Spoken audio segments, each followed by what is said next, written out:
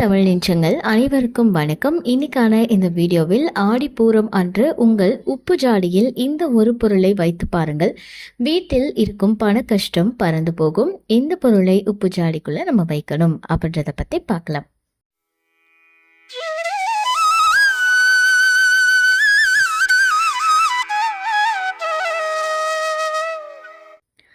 ஆடிப்புறம் அப்படின்றது ரொம்ப விசேஷமான நாள். அம்மன் தெய்வங்களுக்கு, பெண் தெய்வங்களுக்கு ரொம்ப உகந்த ஒரு நாள் அப்படின்றது நமக்கு தெரியும். ஆண்டாள் நாச்சியார் அவதரித்த தினமாக இந்த ஆடிப்புறம் அப்படின்றது சொல்லப்படுது. ஸோ இந்த நாள் மகாலட்சுமிக்கும் உரிய நாள் அப்படின்றதுனால மகாலட்சுமி எப்பொழுதுமே நம்ம வீட்டில் நிரந்தரமாக இருக்க வைக்கிறதுக்கு இந்த ஒரு பரிகாரத்தை நீங்கள் செய்யலாம். பொதுவாக மகாலட்சுமிக்கு ரொம்ப விருப்பமானது, மகாலட்சுமியுடைய அம்சம் பொருந்தியது அப்படின்னு பார்த்தீங்கன்னா அது கல்வுப்பு இல்லைங்களா? ஸோ கல்வுப்பை வச்சு தான் இந்த பரிகாரத்தை பண்ண போகிறோம். கல்வுப்பு அப்படின்னு என்றைக்குமே நீங்கள் சாதாரணமாக நினைக்கக்கூடாது. இது 10 ரூபாய்க்கு கிடைக்கிறது அப்படின்றதுனாலேயே இதை நம்ம ரொம்ப இதுக்கான முக்கியத்துவத்தை அதிகமாக கொடுக்கறது கிடையாது. ஆனால் இந்த உப்பு அப்படின்றது மகாலட்சுமியுடைய அம்சம் பொருந்தியது. அதனால் இந்த உப்பை என்ன பண்ணுறீங்க அப்படின்னா, ஒரு பீங்கான் ஜாடியிலையோ இல்லை ஒரு மண் குடுவையிலோ எப்போவுமே போட்டு வைங்க. பிளாஸ்டிக்கில் போட்டு வைக்காதீங்க, அது தரித்திரத்தை ஏற்படுத்தும். அதே மாதிரி உப்பை பார்த்தீங்க அப்படின்னா கீழே சிந்துறதுமே வீட்டில் தரித்திரத்தை ஏற்படுத்தும். ஸோ இந்த மாதிரியான விஷயங்களே நீங்கள் தவிர்த்துக்கிறது அப்படின்றது ரொம்ப நல்லது. இப்போ என்ன பண்ணணும் அப்படின்னு பார்த்தீங்கன்னா, நீங்கள் ஆல்ரெடி மண் குடுவை வச்சுருக்கீங்க, இல்லை ஒரு பீங்கான் ஜாடியில் தான் உப்பு போட்டிருக்கீங்க அப்படின்னா கூட அந்த உப்பை தனியாக எடுத்துட்டு இப்போ அதை நல்லா சுத்தமாக கழுவி காய வச்சதுக்கப்புறமா இந்த ஒரு விஷயத்தை பண்ணிக்கோங்க.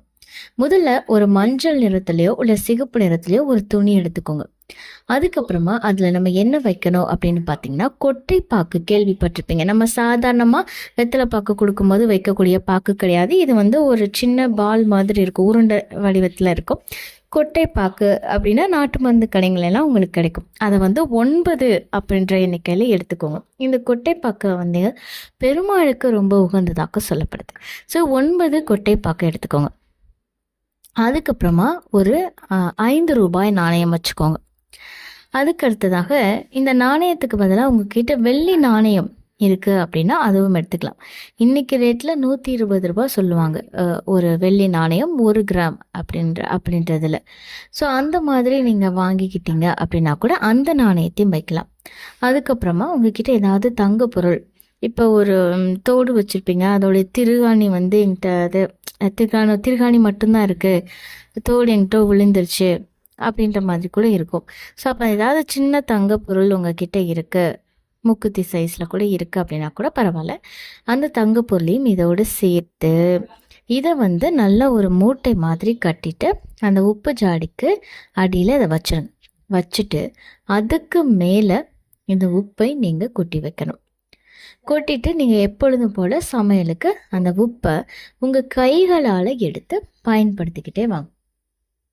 பொதுவாக ஒரு விஷயம் சொல்லுவாங்க, பெண்கள் கையால் உப்பை தொட்டு அவங்க சமையலுக்கு பயன்படுத்துகிறாங்க அப்படின்னா வீட்டில் நல்ல ஒரு சுபிக்ஷம் ஏற்படும் அப்படின்னு சொல்லிட்டு, அதனால் தவறாமல் உப்பு கையில் எடுத்து நீங்கள் பயன்படுத்திக்கோங்க. கல் உப்பு ஜாடிக்குள்ளே இதை வச்சுட்டு அதுக்கு மேலே உப்பை கொட்டிட்டு நீங்கள் எப்பொழுதும் போல் சமையலுக்கு இதை பயன்படுத்தலாம்.